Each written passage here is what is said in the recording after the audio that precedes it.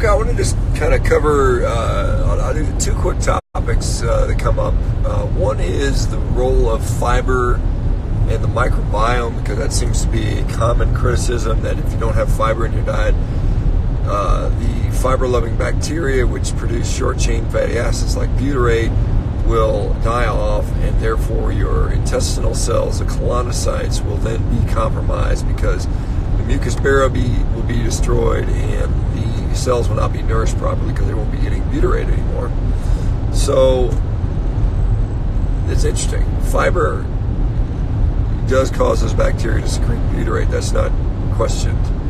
But what we also know is that what happens to the butyrate is it is quickly turned into a ketone body, a beta-hydroxybutyrate, and that then is used to nourish the cells. So it's basically the butyrate is transformed into a ketone.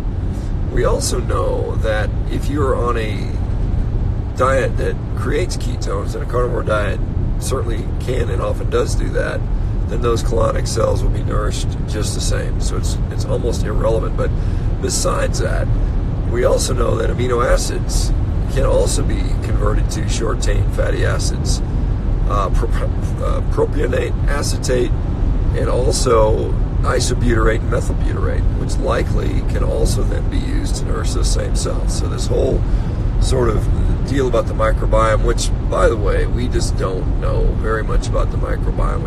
We know a little bit about that. We do know that, for instance, a lot of people go get a stool sample to look at their microbiome diversity and species content, and we know that the stool samples are not even accurate to what's actually going on, because they've done studies looking at stool samples and actual colonic biopsies, and they don't match up. So first of all, that's one problem. So we don't even know what the hell is in there on all these testing we do. The second thing is the whole idea of biodiversity in the microbiome is based on one single population study of the Hadza hunter-gatherer tribes in Africa, and we have no idea if that is appropriate for all people. We just assume it is. The other thing that's been done, there has been a study on Inuit eating a traditional high-meat, low-fiber diet, and their microbial biodiversity was basically the same as everyone else's. I've also additionally seen several microbiome studies on people on a carnivore diet, and in general they show the same level of diversity or even better diversity than the general population. So again, none of this stuff is really known. It's all speculation. Even if you did believe the speculation, there's ample evidence to show that a carnivorous diet will be just fine for producing not only short-chain fatty acids, but also producing microbiome diversity. So it's all just, gee whiz, who cares stuff. The second thing I'd like to touch on is this sort of idea of this lab-grown meat, because I've heard a lot of people say, well, once lab-grown meat's there, I see no reason to eat meat. I'm going to do that anyway.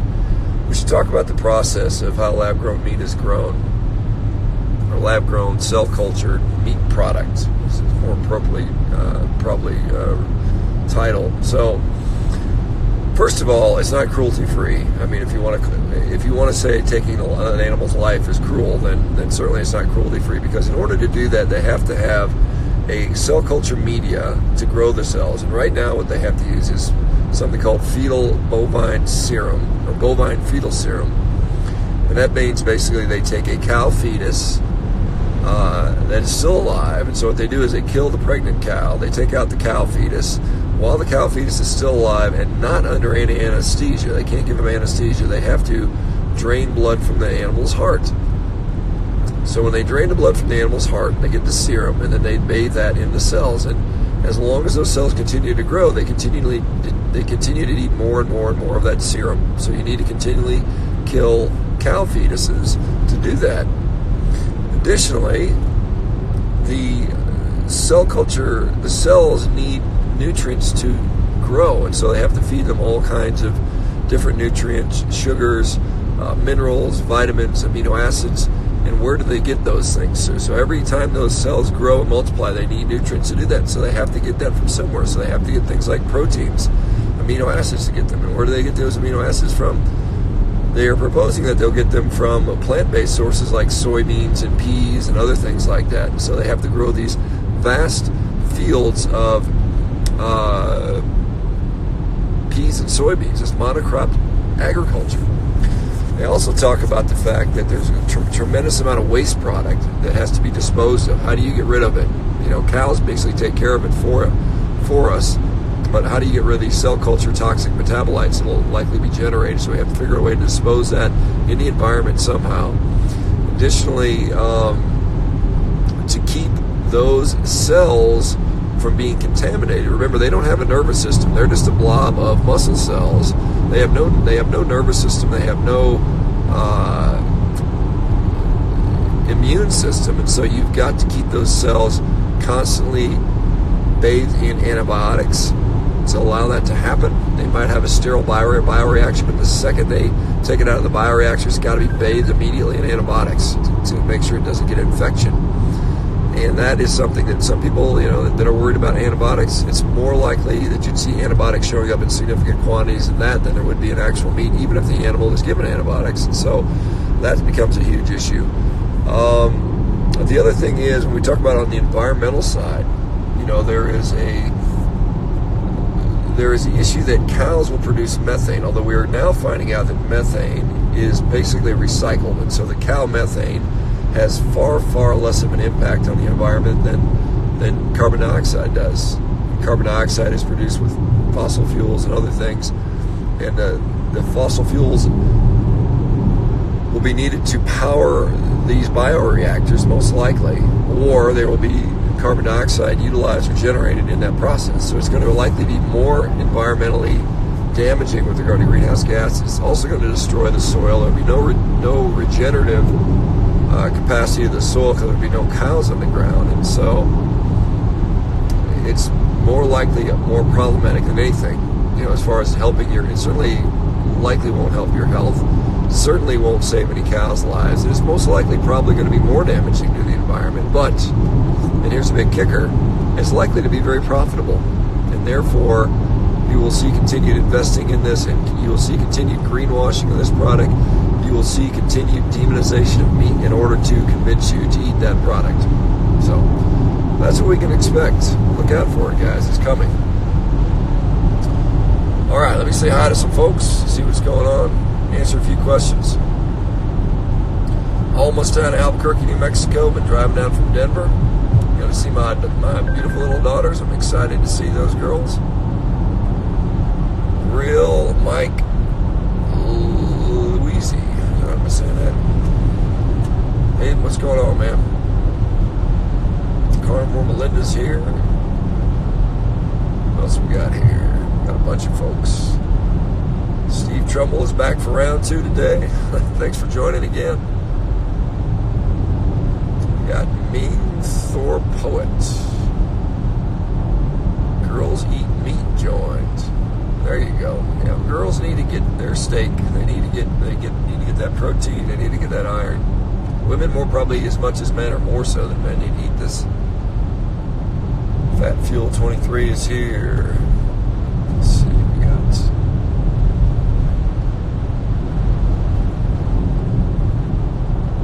the Honey Badger Overland. Interesting name. Let's see if we get a question from you guys. 8 months carnivore changed my life, says Will Weber Surfboards. Get on over to the home to get my little girls and head out to California with them. So a lot of driving today and tomorrow. Anyway, the Carnivore Conference was an absolute success. Great stuff coming out of that. Great talks. I think you've got some really good science. Guys like Paul Mason, Dr. Paul Mason out of Australia. He's got some really nice work looking at some of the reasons why the gut gets damaged on a plant-based diet, or eating plants damages the gut. Some interesting stuff out there. We had some good stuff from Amber O'Hearn, some really nice stuff on nutritional requirement differences on different diets and how the RDAs may not be applicable. We've got some good stuff from Dave Feldman and his carnivore experiment where you had perfectly driving through the mountains a little bit, so I lost a little bit of a connection there. We got Bubba.net. Doc suggestion on starting carnivore. What are the best sources to start with? You can just go to the World Carnivore Tribe. They got a lot of people there that do it, can tell you how to go. I mean, my standard advice for most people is to, there's two ways really. I mean, you can slowly transition in, kind of slowly taper out the fiber, which for some people that makes the most sense. Other people just want to jump straight into it. Kind of rip off the Band-Aid quick versus rip off the Band-Aid slowly. But I mean, I think as you get to an all-meat diet, you need to eat plenty of food to keep you satisfied, satiated. Eat like it's your job. That will help you to transition effectively. Variety may be helpful in the beginning. Different cuts of meat. Use eggs. Use bacon. Use cheese a little bit. Use those things to kind of help you, transition a little bit better. And then as time goes, you'll see what you kind of fall into things that make the most sense to you. And then when you get into it, a few months down the road, you've got a better relationship with food. You're not addicted to carbohydrates. You can beat those cravings. You really want a really good fat-based metabolism. Then you can start changing things a little bit if you need to. What do you think about teens and kids doing carnivore? I think that's completely fine. I don't think there's anything wrong with that. The thing is that I think a carnivore diet is extremely effective for helping people with health issues. It can be very effective for athletic performance. There's a lot of reasons positive to do it. Does everybody need to be doing it as an adult? Probably not. Kids tend to be healthier than adults, so they may need it less. They may have a little more leeway with what they can do dietarily wise. I think that meat needs to be a very significant part of the diet, probably the majority of the diet for most people, even children. Beyond that, it becomes to where you settle in on your best point. Kids is pretty hard because most kids feel pretty good, so they're not hurting in pain or anything like that. Some kids are already sick, but most of them aren't. At least I almost hesitate to say it, but it's kind of changing. But a lot of kids are still healthy, so I don't see a problem with kids being on a carnivore or carnivore adjacent or a keto carnivore diet or whatever variation you want to do, and they'll tolerate and enjoy. 2.5 months carnivore, never felt better. 30 pounds down so far. It says Bing Shing. Well, awesome. Well, why don't you also send a story into meatheals.com so we can inspire some more people. What do you think about teens? And yeah, we answered that. I'm 7 weeks and I don't have energy. I don't have that energy and mental clarity. 7 weeks in, I don't have energy. If you're lacking energy, you're probably just not eating enough. Maybe not. Maybe it's. It might either be an overall caloric deficit or maybe perhaps not enough fat. So I mean, those are some things I would look at.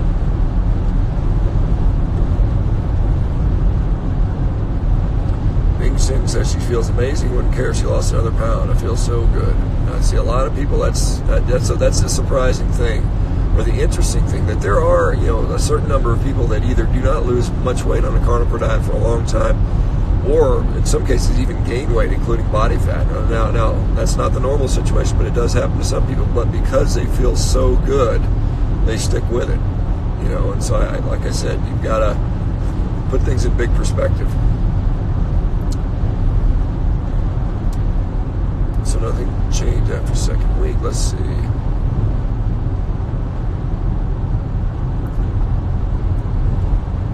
Okay, so we got Bond Kick 76. Hopefully you're good at cooking steaks too. On day 5, I feel great, less bloat and sleeping a lot better. Awesome.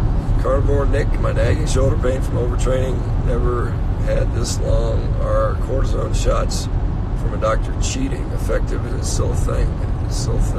Yeah, I mean, cortisone shots are very common. Nick, I've given thousands of cortisone shots over my career. I would be, in my view, if it was me, I wouldn't get a cortisone shot. But, I'm not everybody. they're very effective often at acutely relieving pain. Chronically, probably a net, at best neutral, and probably a slight negative. Lucius Boris Stroms, no migraines anymore, love it. Remove the word grain from migraine. There you go. Again, put your story into meatheals.com. I think we've got a couple up there that talk about migraines, but we could use some more. So that would be wonderful if you put that in there. Sadly, the statistics are now saying that the kids born today will not outlive their parents because of their diet. That's right. Yep. Shin's going to send in her report. Awesome. Yeah, that's good to see, because I'm just, like I said, one of the main reasons why most of you guys tried a carnivore diet was because of somebody else's story, whether it was mine, Kayla Peterson's, Jordan Peterson, somebody, your friend, somebody on Instagram, somebody on YouTube, probably a lot of people on Meat Heals. Maybe you read 3 or 4 of their stories and it convinced you, or all 180 of them, or however many we have on there now, and growing every week. So please, if that's the case, please return the favor and inspire somebody else, because that's how we're already moving the needle. I can't believe how much the needle has moved in the last 2 years since I started this diet. And it's not to say there weren't people before me, but it's really accelerated, due to just enough exposure and more people trying it and being public about it and giving other people the courage to do it. So again, we can't let up on this. We got to keep going. There's going to be a lot of ways to attack this. I'm going to be working on getting some of the research done this year. I'm going to be working on a lot of things to try to help build a community. But when I talk about a community means it takes a lot of people, and we all have a way we can contribute. And if it means something to you, if you care about it, if it's benefited you and you want to give back a little bit, or perhaps have somebody else learn from you, I think it's the right thing to do. Carver Nick, what would you do? More time off. Heel submission. Nick, I don't know, Nick. I'd have to really know what was going on. I don't know for sure. You got a full thickness rotator cuff tear, maybe. I don't know what you got going on. So I'd have to examine you, see what was the case. The indications for a cortisone shot, maybe an inflamed cuff or subacromial bursa. If you got a big tear, you might want to get it fixed. The cortisone shot is not going to fix any of those conditions at all. Will carnivore raise your testosterone? I think it's variable. I've seen a lot of people's labs go up. I think that what it does seem to do is increase most people's libido and sexual function and capacity to put on muscle mass, and so in effect it does what testosterone's supposed to do, whether it's through testosterone or other mechanisms, androgen receptor upregulation, so on and so forth. It doesn't really matter. The reason you care why your testosterone's up because you can put on more muscle or you have better sexual function. That's the point of, or better mood. That's the point of testosterone being elevated. So at the end of the day, all you care about is the clinical results. So I don't really get too hung up in numbers, too much. It's there's just so much, I've been looking quite a bit into diurnal variation, which is the day-to-day variation of labs. And, like vitamin D, your vitamin D will fluctuate 30% throughout the day. Your homocysteine levels, which are associated with heart disease, can vary something like 42% throughout the day. And so all these labs that we attach to associations with this or that condition, either positive or negative, we got to remember they're varying tremendously throughout the day, and that's just a normal rhythm. And there's all kinds of things that also impact that acutely: exercise, meal timing, sleep, seasonality. So we've got to remember that all these things are highly, highly dynamic, and so we can't put too much faith in them. We've got to look at the actual clinical function, or the actual clinical result we want to see. What else we got? Are you getting stronger still? As when I trained, yeah. I mean, I'm still progressing, in an upward fashion on almost everything. So yeah. So studies showed lower sperm count with more meat, but higher with liver. I don't know, Nick. Maybe not. When you mean more meat, what does that mean? Does that mean the typical standard American diet? You eat more hot dogs and you lower your sperm count, or does it mean carnivore diet where you don't eat junk food? Does more meat also mean more seed oils and sugar? You have to put this stuff into context. Which is better, chicken or beef? I'd say beef pretty easily. And then Art out Alaska 19. How often do you notice those gains? I notice it mostly on the rowing machine when I try a new workout and I hit a PR, and it's, almost on a weekly basis. What is visceral fat? Is that fat around the guts? And how do I get rid of it? So visceral fat is fat around the viscera. The viscera are the internal organs, and so that would be things like the omentum, which is like a drape of fat that hangs over your intestines. It would be things like perinephric fat, that's the fat that sits around the kidneys, pericardial fat that sits around the heart. You've got intra hepatic fat, which fat is actually within the liver. You see fat within the pancreas, so actually within the organs themselves and around the organs. So that's visceral fat. So that is very likely a manifestation of disease, and it's a much better reliable indicator of disease, disease state, than is any kind of lab marker. Do you ever run hill sprint reps? Absolutely, I do. I love running hill sprints. I haven't run them in a while just because I've been preoccupied with other type of training exercise, but I love hill sprints. Great for you. I can't access grass-fed beef. Is normal beef fine? Yes. How much can you bench, Doc? I don't bench press at all anymore, hardly. But the most I ever benched, and I got long arms. I bench pressed 400 pounds years ago. But I don't do anything. I do push-ups. I do some machine stuff. But I don't do any one rep max benching. I just don't have an interest in it. I don't have an interest in training for it. So I don't really know. I haven't tested it in a while. How much should I be eating per day? I'm 6 foot, about 112 kilograms, weighs the active. I have trouble consuming more than 2 pounds a day. I'd say 2 pounds would be pretty much probably a minimum. Again, take all this stuff with a grain of salt. I would base it on. I don't know if you want to gain weight or lose weight. I don't know what your body fat is, what your body composition is. I don't know what your activity level. If you're reasonably active, like I said. But I usually, 2 pounds is a pretty good starting pace for a lot of men, and then adjust it upwards if you're still hungry, or upwards if you're low on energy, or you're tired, or something like that, or you're lack on performance. So that's kind of a general guide. Let's see, damn beasts. All right, guys. Any other questions you guys want to chat about? There's all this. Got 4 days into Carney, and my eyes are very puffy and dry. Any resolution? Hard to say so early on. For some people it might be a problem with. I don't know what all you're eating. Is there a lot of dairy involved? Some people have histamine issues. Could be an issue. I don't know if hard to just guess as to what might be going on. Very well something that's going to be transient and go away after a couple weeks.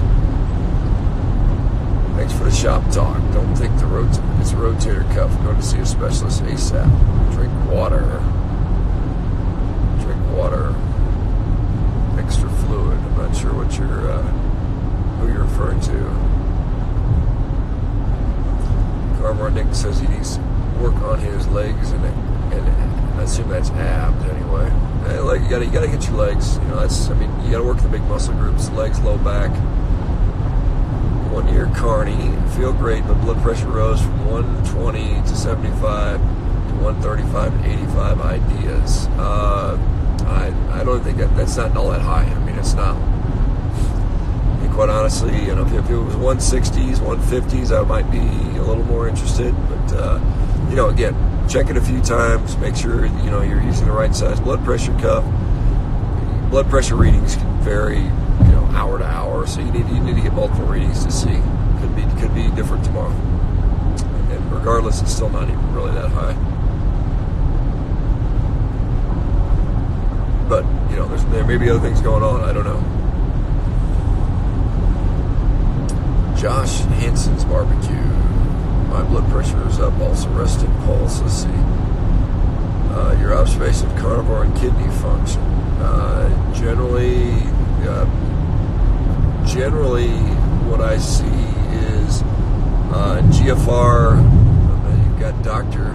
Ken Sato, so I assume you know what I'm talking about. I see GFR is generally normal. I've seen actually a number of people where their GFR actually improves. It's often we see elevated BUN creatinine, which I don't think is really any problem at all. I mean, that's to be expected on a high protein diet. I don't see, you calculate creatinine clearance, it tends to be normal for people. I've not seen anybody develop or progress chronic kidney disease on this diet so far. And maybe something will change. I don't think there's any evidence in the literature that suggests that it would happen.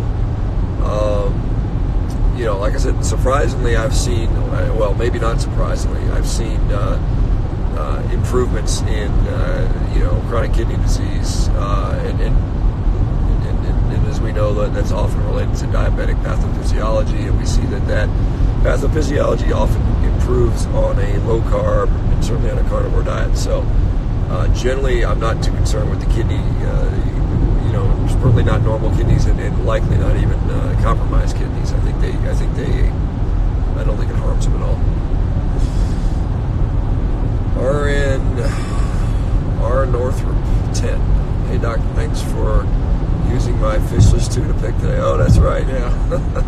Couldn't remember. Yeah, I got a bunch of stuff. I thought that was just hilarious. Yeah, well, that was, it seems like it motivated people to comment on that stuff. It is, it's just absolute garbage. I don't even know why they even bother to make that product. And the vegans that say they don't eat junk probably wouldn't eat it anyway, but then it would assume that you and I would want to eat something like that, which is just disgusting processed slop. But like I'm saying, plant-based, and this is something we need to get out there, plant-based equals cheap and profitable. So that's we need to continue to push that message, and plant-based is equivalent to cheap and profitable, and that's why it's out there. That's why we see support from these big processed food companies, because that's the way it is.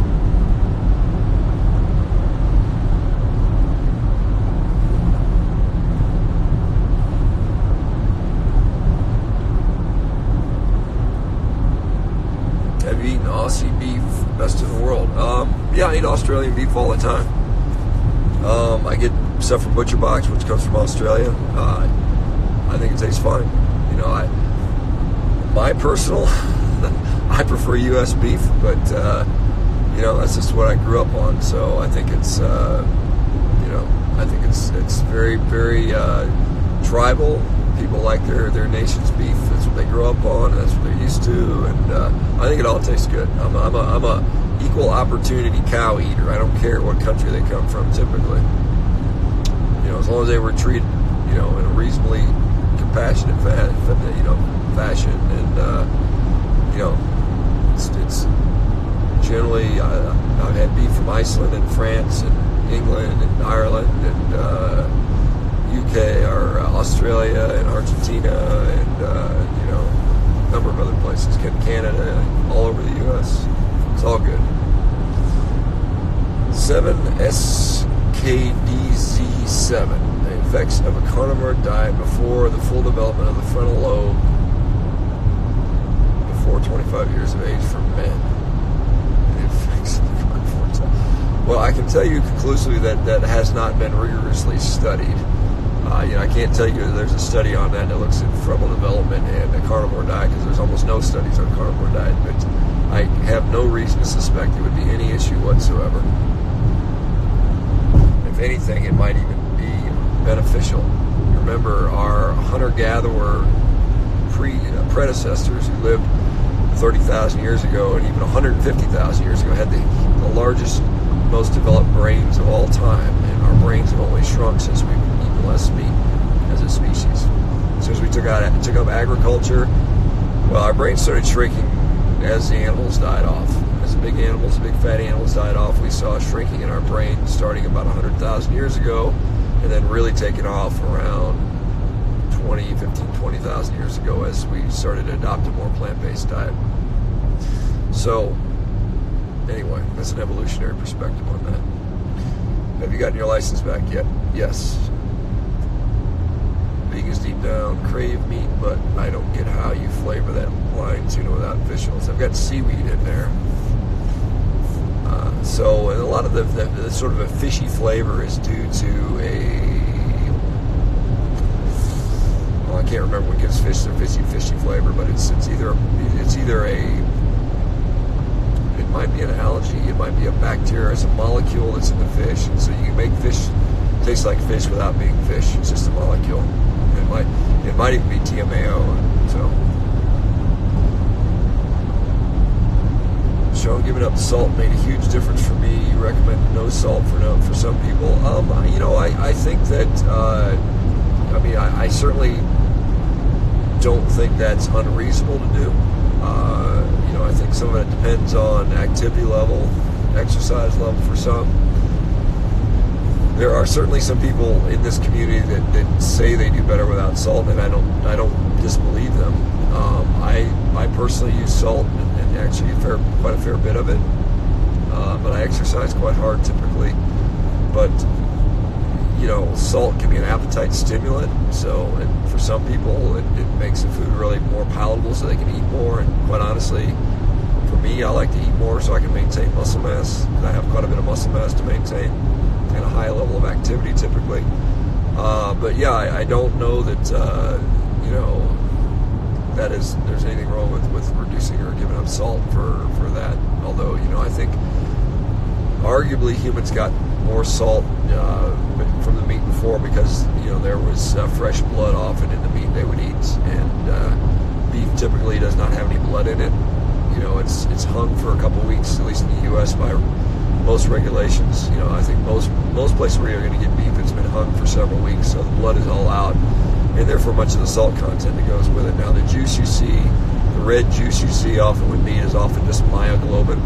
That's what gives red meat its red color, is the myoglobin content. So when you get that, what appears to be blood dripping off the meat when you're got it on the counter getting ready to cook it, it's not really blood, it's just myoglobin. Does ground beef make you feel worse than ribeye or no significant difference? I don't know that I've rigorously tested that, to be honest. If I had to guess, I would say, I can't significantly say there's a significant difference for me, but I would say probably, if I had to guess, I'd say I'd do a little bit better on ribeye, but not much. Tiny Army Crazy Life, found your Joe Rogan interview. My husband listened and swears it saved his life. Thank you. He has seen huge health changes.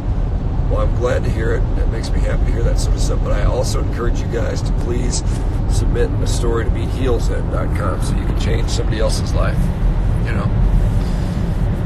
Ground beef makes me feel worse than steak for sure, says Them Food 2018. There are people that say that for sure. The Living Mix is having a ribeye right now. Awesome. I know some people can't handle ground beef, only high-end meat, but they can't afford it.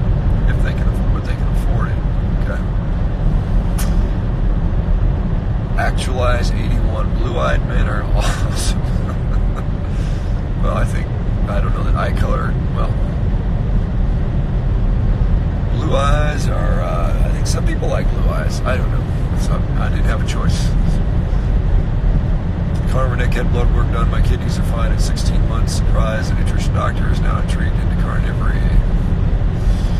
There's more and more doctors. I'll tell you, at that conference I was at, there were many doctors there, and many of them are actually prescribing it for the patients, and they are all seeing very good results. And many of the doctors in the low-carb community that I talked to at the low-carb conference are also starting to transition some of their patients over to the carnivore diet and also seeing good results. And so guys like Jason Funk, he told me he's put several patients on carnivore and has seen extremely good results. And so I think this is going to be, at least for some patients, a tool that doctors will employ.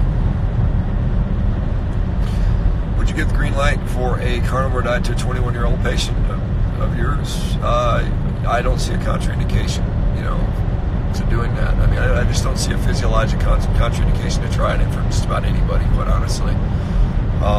Age, I don't think has much of a difference to make. In my view, older people, really old people may have a difficult time chewing meat. I mean, that may be one consideration, but I just don't think that's a complete contraindication to trying to diet. And again, it depends on why they're considering it. What are they trying to improve? If they're already really healthy, maybe it's not even necessary, or maybe they can do a carnivore adjacent type diet where they just eat a lot more meat and they still have a few other foods. Brendan Fleming, 13. I've been doing the carnivore diet and I'm leaking spinal fluid. What do you mean you're leaking spinal fluid? How do you know I don't understand you're leaking spinal fluid. I mean, you have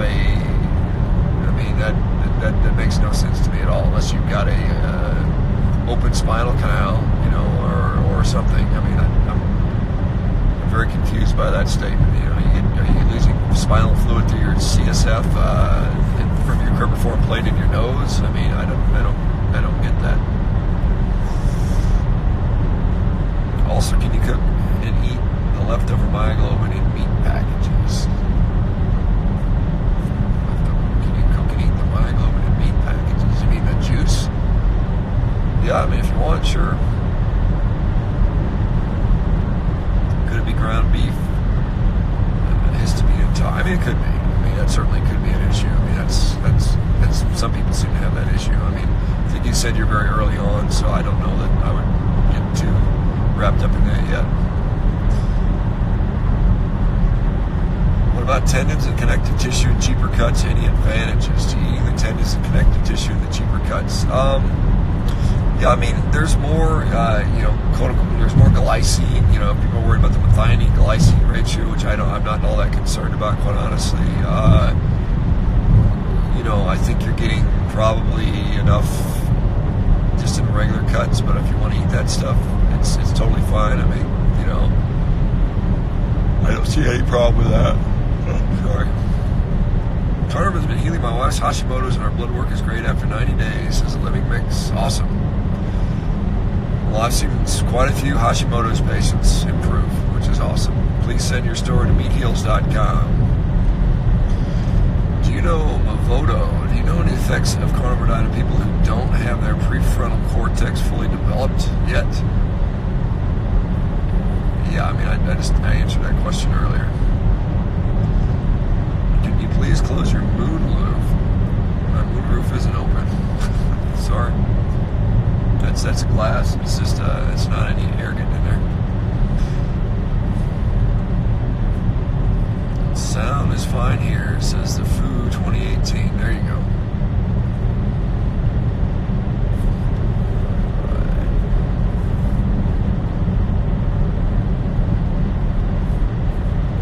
What other question you guys have? Right before I end up having to shut another one of these Instagram lives. I think I got another 20 minutes of driving to do.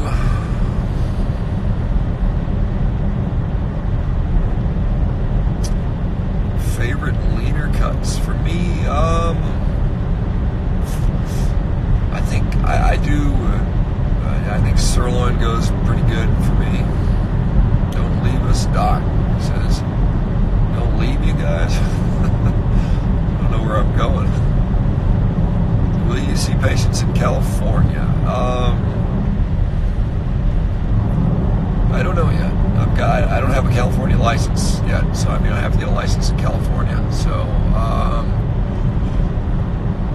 I may be doing a lot of online medical consultations, but perhaps over time that may be something that occurs. We'll just see what happens. I'm going to go through a lot of transition over the next year or two, and I can't predict exactly where I'm going to be. I know I'm still going to be advocating meat and doing social media and speaking and involved in the carnivore community without a doubt. Beyond that, will I have another day job or another interest? I don't know yet as far as how that's going to work out. Like I said, I got to make an income somehow. I mean, it's I've been living on savings for the last couple of years, and I can't continue to do that. So I've got to start making some decent positive income. So anyway, I'll have to do what I got to do.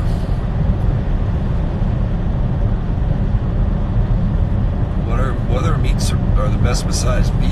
I think ruminants are the best. So maybe lamb, maybe goat, maybe deer, bison, elk. Those would be my top ones, and then I would maybe pork might be okay for some. Kangaroo, maybe if you're in Australia. Then beyond that, maybe fish and maybe chicken would be other things that are okay. I mean, really any animal is probably fine. Multivitamins and carnivore. I don't think there's really any real reason to do that. Remind us, again, fully cooked or stewed beef, are we losing nutrition here? Are you losing it if you cook it well done? Arguably a little bit to some degree. I don't know that it's significant enough to worry about. Again, you got to remember, you got to eat what you like, and if you're not going to eat it because it doesn't taste good, then you're going to get zero nutrition, right? So it's eat something you enjoy, get as much nutrition out of it because you're eating it, or eat food that you don't enjoy, then you end up not eating it at all and getting zero nutrition. So I don't get too concerned about that. All right, some Morgan Wright solo artist says pork loin works cheap too. Yep. How good did you feel on a ketogenic diet, and how much better was carnivore for you? I felt pretty good on a ketogenic diet. I'd say, if I had to ballpark it, I'd say I was probably felt 20% better on a carnivore diet. Best I could estimate. Veganism is a forced meme. Yeah, but I will tell you, the veganism, they prey on our youth, young kids, preteens, high school kids, college kids, and it's effective. It's persuading them, and they just don't have a depth of perspective to not fall for the rationality. And young people feel good. They're just healthy, and they confuse being youthful with having health, and that's why they're sucked into this veganism, and they can withstand going vegan for a while. Particularly the ones that are genetically able to convert certain plant form vitamins like beta carotene into retinol, and they may be able to do it more than others. But it's very effective propaganda. The vegans have been at it for many decades, and they've got their game down, and they've got their scientists in place to put out the cherry-picked data. They've been cherry-picking the data, and now they have the processed food companies that have figured out that plant-based is a very profitable, potentially profitable industry, and so they're all in on that. So that's why we're seeing so much media sort of push for this vegan, plant-based movement, because it's not because the arguments have gotten any stronger. It's just that the profit incentive has gotten better. Thoughts on the keto crotch propaganda? That's exactly what it is. It was literally likely came from an organized PR campaign. Nick Mailer and I had a great talk about that, and it was basically a PR company that was hired to figure out how to scare women away from the ketogenic diet, because women tend to be the decision makers in the family, and so if they scare women into being uncomfortable about some personal hygiene issue, then they can turn enough of them away. we're going to see more of these desperation tactics. We're going to see all these health scares about, oh, this person was on a keto diet and they died. We're going to see all this coming out. You just watch. You watch over the next couple of years as keto takes more and more money, and then certainly carnivore takes more and more money away from the processed food companies, and they're just going to start, doing the scare tactics.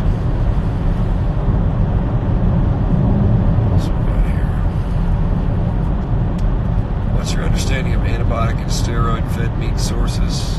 Yeah, I've talked about that many, many times. They're basically not really an issue with the quality of the beef. And I say that because the concentrations of steroid hormones in beef is minuscule in the quantities of nanograms, a couple nanograms. If we look at a sirloin steak and we look at the estrogen content of a sirloin steak in a regular cow, it's something like 3 nanograms per, I can't remember, maybe 100 grams or something like that, or some tiny amount. And if we look at, so that's a tiny amount, 3 nanograms. If we look at a cow that has had a implant for a hormone, then that 3 nanograms goes all the way up to 5 nanograms, right? So just 2 nanograms difference. If we compare that to, say, a birth control pill, we're looking at something like 35,000 nanograms. So it's such a tiny, tiny, tiny amount. And that's, the estimates on hormones as a male, if you're a man, you make a certain amount of estrogen. As a female, you make even more. But as a man, the amount of estrogen you make every day, to get the equivalent amount from eating beef, you'd have to eat 27 entire cows. And so it's not really an issue. It's such a small, minor consideration compared to the big picture. But we got to keep this. Think about the big picture. Is eating beef better than eating, the rest of the processed food in the grocery store, the cookies and the cakes and that stuff? Absolutely, it is. Because going from 3 nanograms to 5 nanograms make a difference.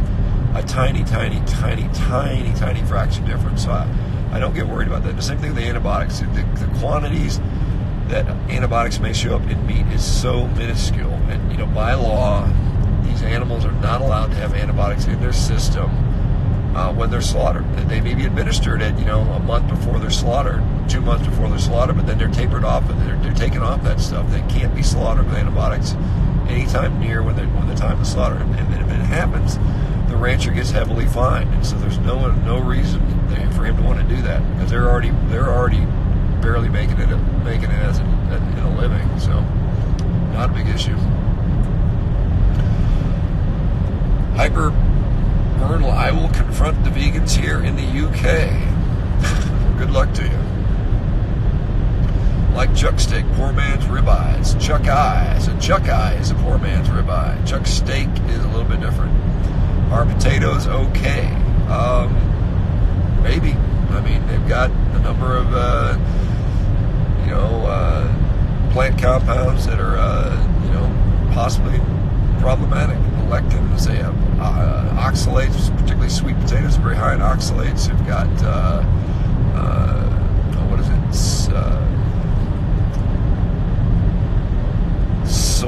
solarius. I can't remember the chemical right now. But they've got some things that are problematic. However, you may tolerate them fine. And so that's a thing you got to find out for yourself.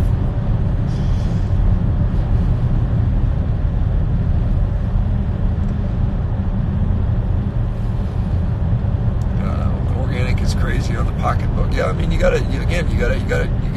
got to be realistic. You got to eat it. I, as much as I am a proponent of regenerative agriculture and proper pasturing, I think we should continue to push for that.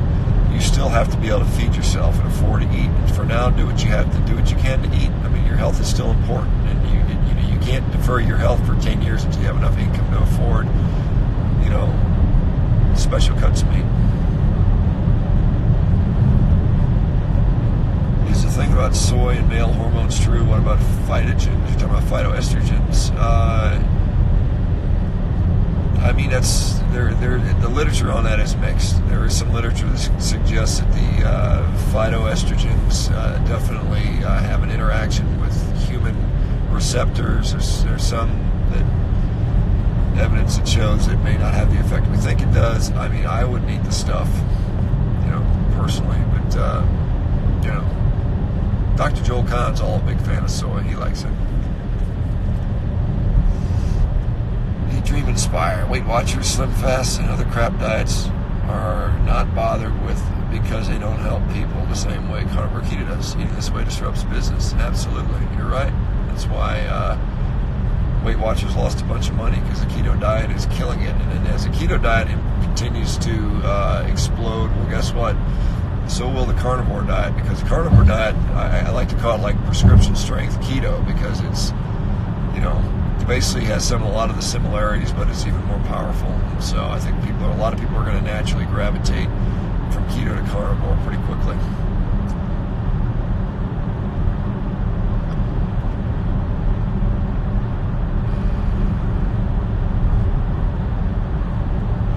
All right, guys, I'm going to shut this one down. Good talking to you, and we'll see you soon. Take care.